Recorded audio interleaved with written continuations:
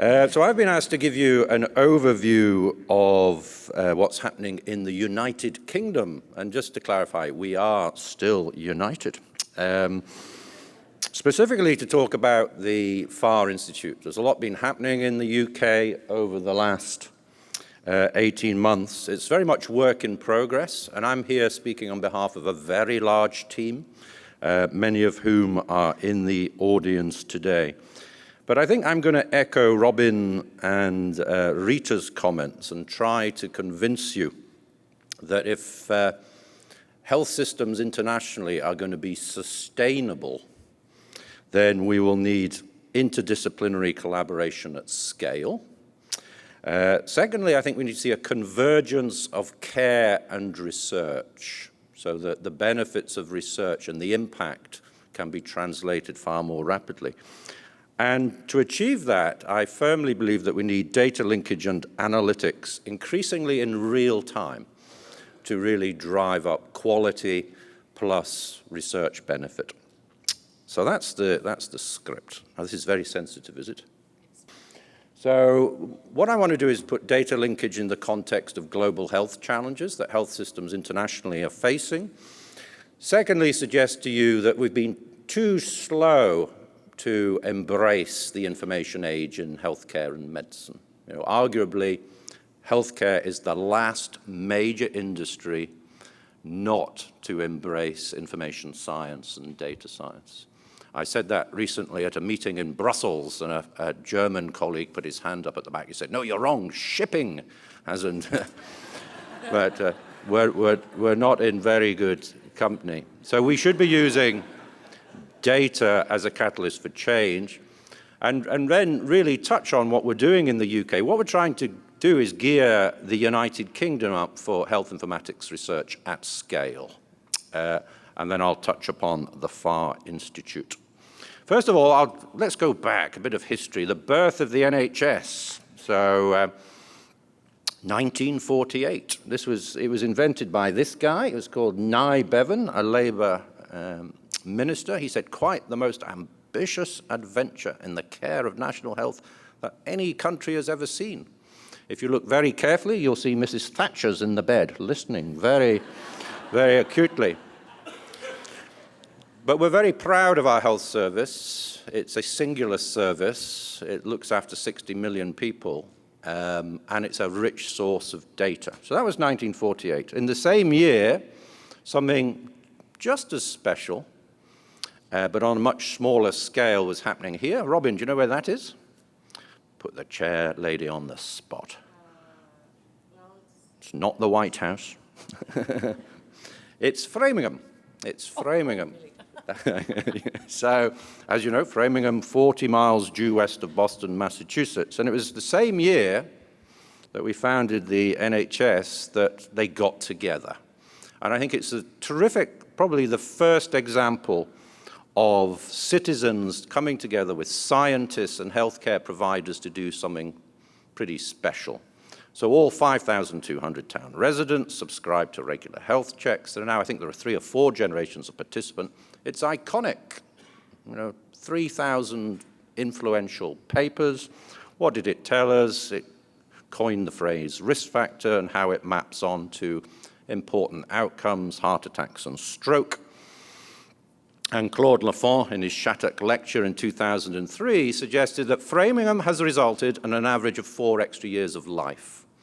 And indeed, even in the UK, if you go and see your general practitioner and you're in the primary prevention group for coronary vascular disease, if you tap the equation into the computer, the quadratic equations are derived from Framingham, which is quite a thought from 5,200 people. And if you log on to the Framingham Civic website, they, with classic American modesty, suggest we are the town that changed America's heart. And they've had a huge impact from 5,000 people. It's quite a thought, isn't it? Because of the longitudinal phenotypic characterization. However, we need new batteries. There is a new horizon. Clinton, Blair, and Francis Collins announced the arrival of the first mapping of the genome about 11 years ago in the White House. We can now do a genome for about £800 when they initially spent, I think it was $1.3 billion to do the first one. And Martin Bobrow, former governor of the Wellcome Trust, said it's rather like reaching the top of a mountain pass and seeing in front of you a fertile plain rich with new ideas, new methods, new techniques, and new concepts for the understanding the complexity of human biology and health and disease. It's almost poetic, isn't it? I thought it could have been improved a little if Martin had said, and data science and data linkage is fundamental to the success of this revolution in science, because it is. So I've just said that today. So that's the backdrop. But we can't look at data linkage in isolation. We've got to think about what health systems internationally are struggling with. And it is, to my mind, the rise of chronic disease. As you know, the WHO suggests that it's responsible for 36 million deaths annually. In my own clinical specialty, diabetes, 500 million people on the planet, 500 million people on the planet will be living with diabetes by 2030. And it's the complexity of chronic disease. So it's multi-system, it's data intensive, and it's very complex. The economists have got hold of this. So these are data from Davos, the World Economic Forum, suggests that chronic disease will cost the world economy $47 trillion over the next 20 years. So this is a real challenge for us. And if one considers that most health systems are probably working at 60% maximum in terms of efficiency because of waste, duplication, and harm which are embedded in health systems, we need to think how we use data to drive up the efficiency and effectiveness of care. So that's a major challenge. And the other one, which is, just to illustrate that, it's not only singular chronic disease, it's multimorbidity. So these are some record linkage data from Scotland on almost 2 million people. What Bruce Guthrie and colleagues did very simply was ask what is the pattern of multimorbidity.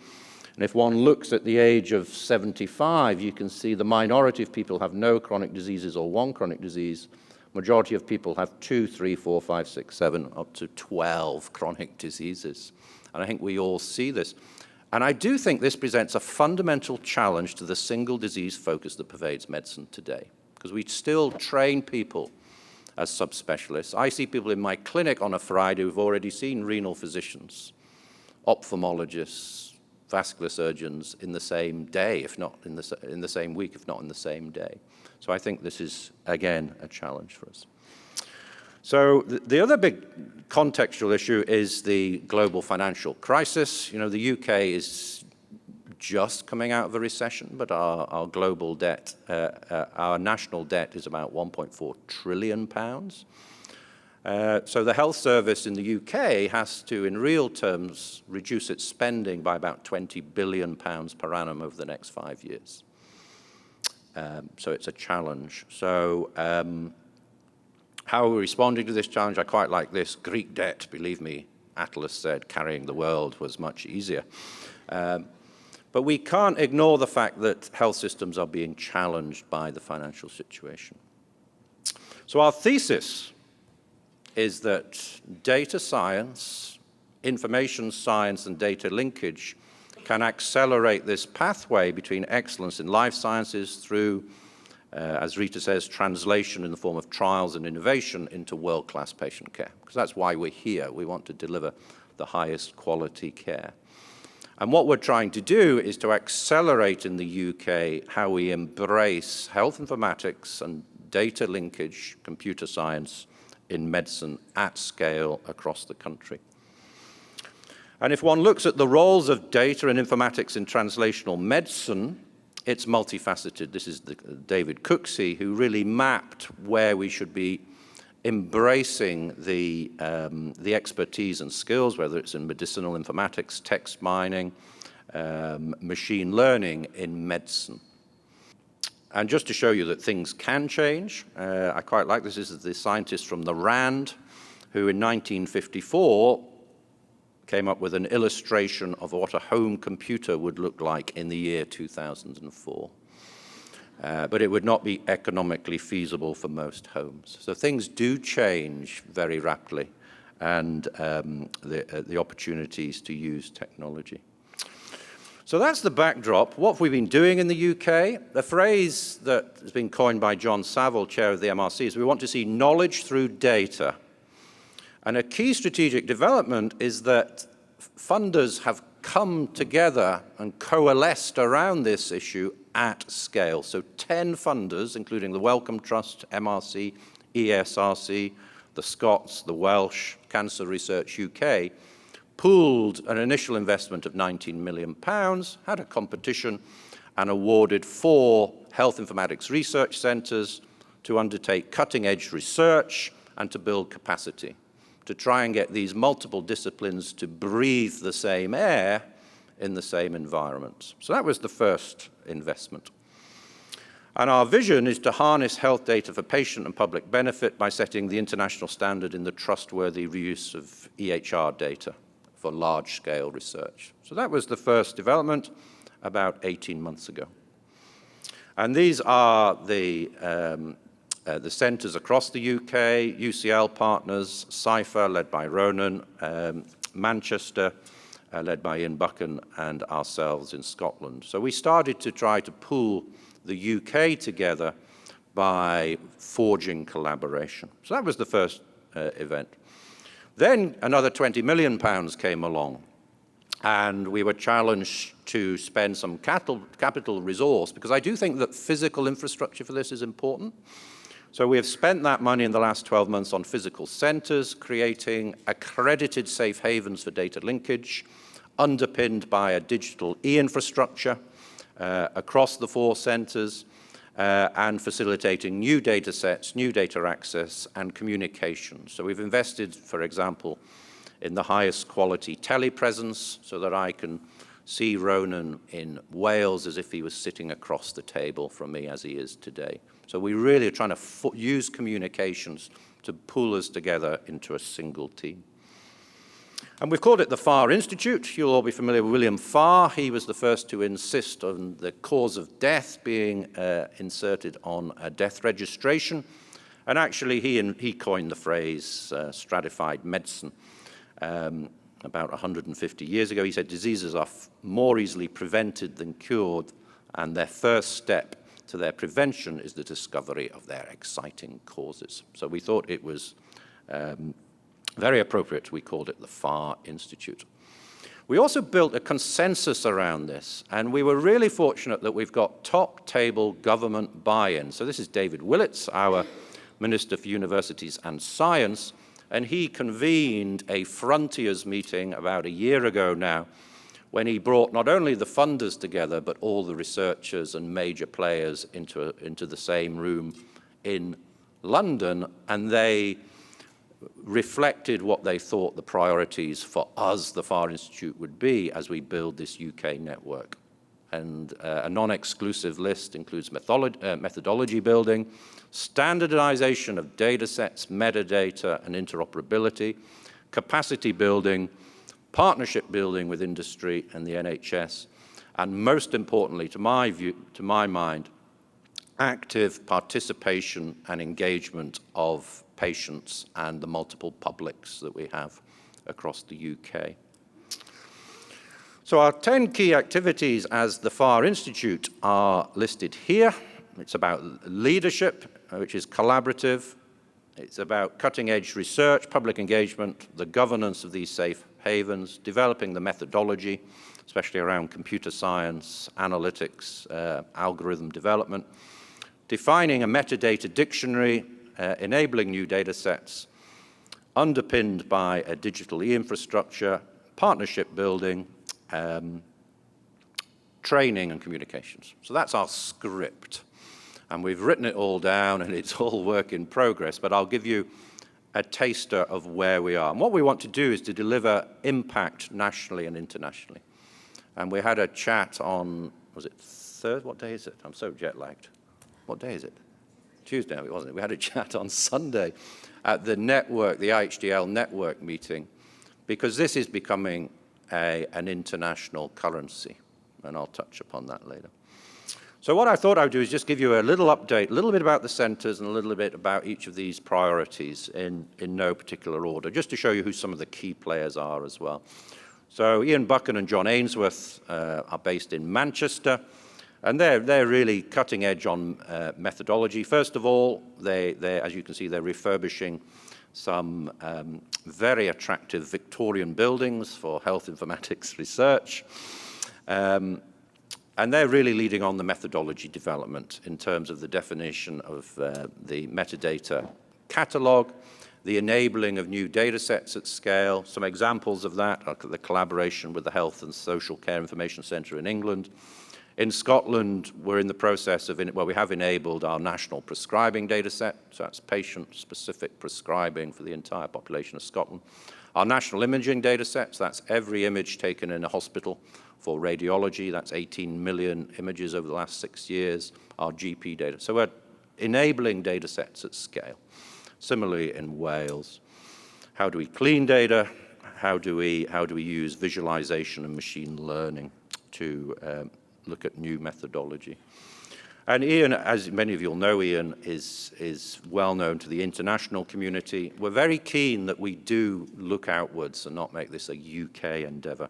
And here's a list of some of the sort of key international organisations that we are bridging with. Let's go on if we can. In London, this is Harry Hemingway on the right and Liam Smith on the left. So they're at UCL, and they've, again, a physical space I think is really important to bring people together. So that's on the Euston Road, just opposite the Wellcome Trust. Their cluster is really lucky because they collaborate with Oxford and Manchester on UK Biobank, but also Genomics England is fascinating. You know, the government in the UK have committed to do whole genome sequencing on 100,000 people in the UK, and they're piloting with cancer and rare disease, and what we're doing is providing the longitudinal phenotype linked into this new biology. The other thing which we're linking into is the ESRC investment in administrative data research centres, and it just so happens that 3 of them are co-located with the FAR Institute. So this is the mobilization of non-health data sets, whether it be educational data sets, HMRC data sets, Treasury, criminal justice data sets. And that affords us the intriguing possibility to create these networks at both the molecular disease and societal levels, because I think that's what we all aspire to. So the alignment of administrative data research centres with the same terms and conditions and governance with the FAR Institute nodes is very exciting for us. So over to Wales, led by Ronan and David Ford. I'm intrigued, David, are you trying to recruit 2 pandas to Wales here? Just intrigued what you're doing. This clearly builds on the success of the SAIL program and the CIPHER program, and what Ronan and his team have been really world leading at is liberating data for deep phenotyping and cross-sectoral data linkage. And some of the work they're doing and moving to real-time data linkage is, I think, very, very exciting indeed. So again, a physical entity. This is the Welsh building. And what David particularly has been very successful is working with the NHS to collaborate on research data appliances to support public sector bodies to realize the value of their data through data extraction, normalization, integration for research. What they're also leading on, this is Karina Jones, working with Sarah in Edinburgh, is public and patient engagement. And this is just so important. How can we synthesize existing evidence of what the citizens' attitudes are to data linkage? Can we generate new evidence and actually get on the front foot and embed public engagement in everything that we do? And this is a slide of Brian Cox, a Hollywood actor, because we're trying to work with people who are well known and trusted by the public to actually articulate the benefits of data linkage. And there's been an increasing number of scientific papers from Wales, and this is an example of the collaboration with University Hospitals Birmingham, where data are linked in real time and fed back to users on the ward, so real-time predictive analytics using data linkage. And lastly, oh no, there's one more slide. This whole endeavor is predicated on the thesis that we can add real value to existing assets. I'd point you towards this report. The MRC did a review of their existing cohorts, maximizing the value of UK population cohorts. There are 34 large cohorts, 2.5 million people.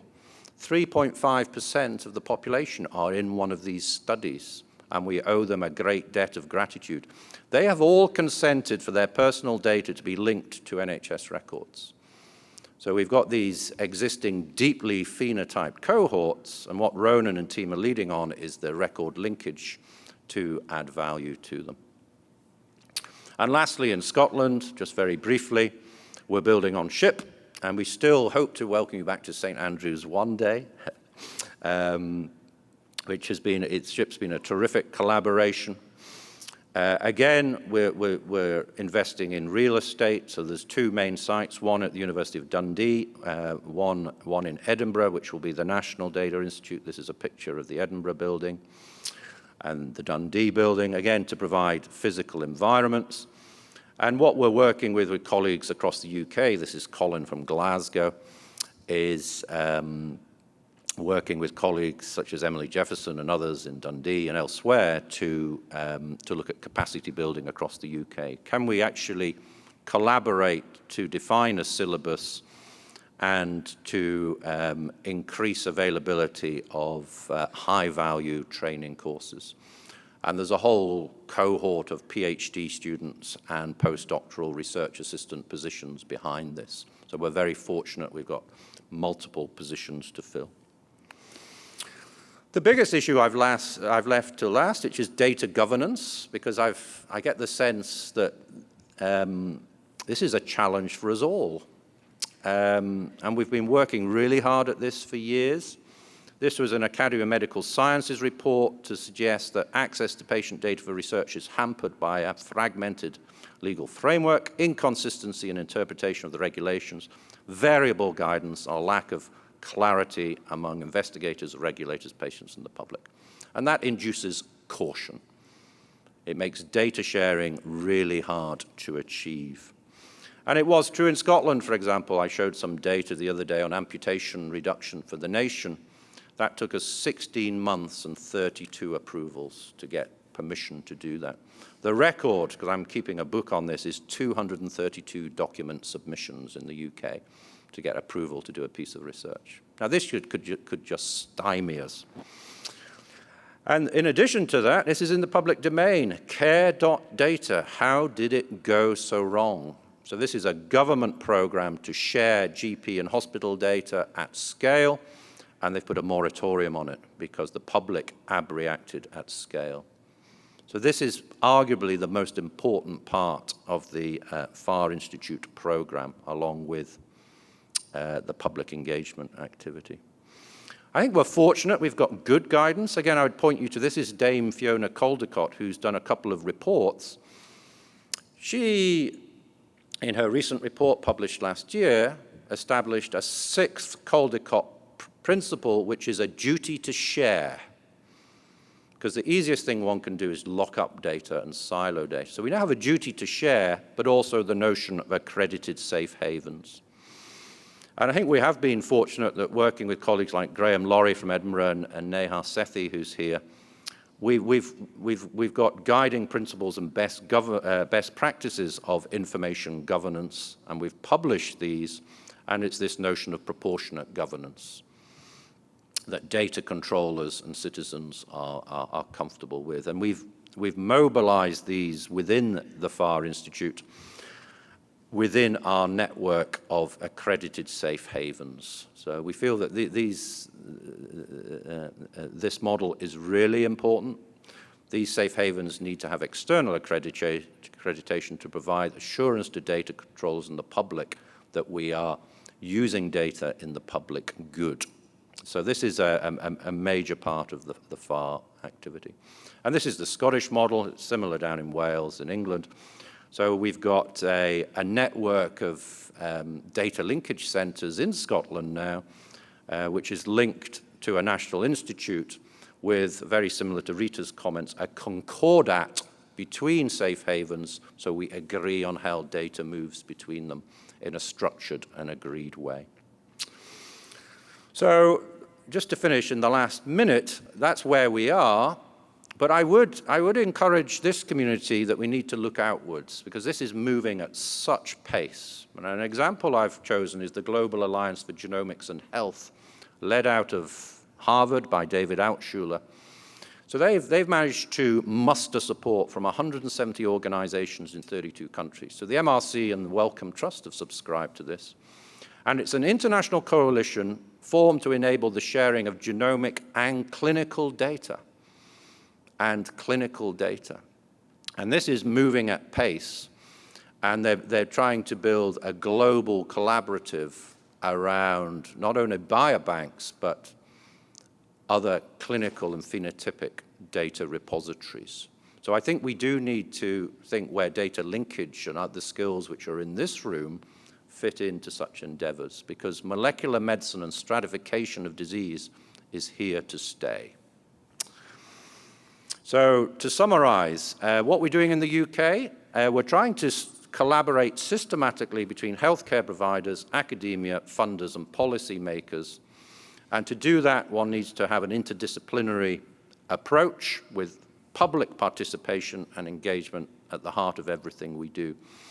I do think we need to see a convergence of care and research so that we really try to drive the quality of data collected routinely to be research quality. And I think that embracing data science, computer science within healthcare is really vital to this. And what we're trying to do is move from silos to systems. So to summarize, welcome to the FAR Institute and the UK network. We think we've got opportunities for outstanding research. We're inclusive and collaborative, and that includes the international dimension. So the road ahead for the next few years, I started with a quote, so I'll finish with one. I quite like this one. The only place where success comes before work is in a dictionary. But then I saw it was a hairdresser who said it. So I thought I'd go back to North America for some inspiration. Do you remember Dan Quayle?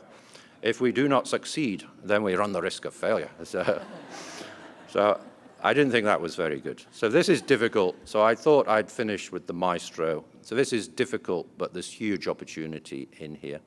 And just to promote the Scottish tourist industry, that's where we are.